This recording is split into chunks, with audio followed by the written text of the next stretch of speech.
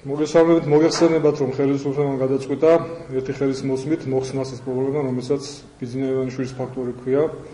ამასთან დაკავშირებით მე უნდა წაგიკითხოთ ჩვენი პარტიის პოზიცია. პარტია საგანო ზურაბიშვილის საქართველოს გზა მივიღებლად მიიჩნევს ბატონი ივანიშვილისთვის საქართველოს მოქალაქეობის ჩამორთმევას და ამ ფაქტს აფასებს ხელისუფლების მხრიდან პოლიტიკურ დევნად.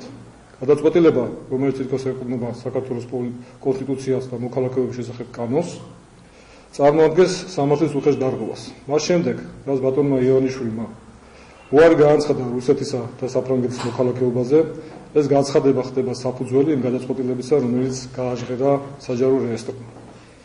ბატონი ბიძინამ დიდი ღვაწლი დასდო საფრანგეთის და საქართველოს ურთიერთობა და გაღრმავებას, როგორც ამ ორი ქვეყნის მოქალაქე. და მაშინ, როდესაც პრეზიდენტი სარკოზი სტუმრობდა საქართველოს და ამბობდა თავის გზნებარე სიტყვებს საქართველოს და საფრანგეთის მეგობრობასთან დაკავშირებით, ხელისუფლება ამზადებდა ამ დისკრიმინაციულ დადგენილებას ბატონი ივანიშვილის წინააღმდეგ. პოლიტიკაში ჩართვა ნებისმიერი მოქალაქის უფლებაა. ხოლო დიქტატორული და ტოტალური რეჟიმები ართმევენ მოქალაქეობას იმგვარ ადამიანებს, რომლებიც თავისი საქმიანობით ხელს უწყობენ ხალხთა შორის მეგობრობის გამტკიცებას და ეწევიან იმ ტიპის ქვემოქმედებას, რასაც დღესაც ახორციელებს ბატონი ბიძინა ივანიშვილი. ეს ყოველივე საზოგადოებისთვის ცნობილია და ხაზგადასმულია ხელისუფლების უგუნური და უსამართლო მოქმედებით. ზემოთქმულიდან გათვალისწინებით, პარტია საგანო ზურაბიშვილის საქართველოს გზა გმობს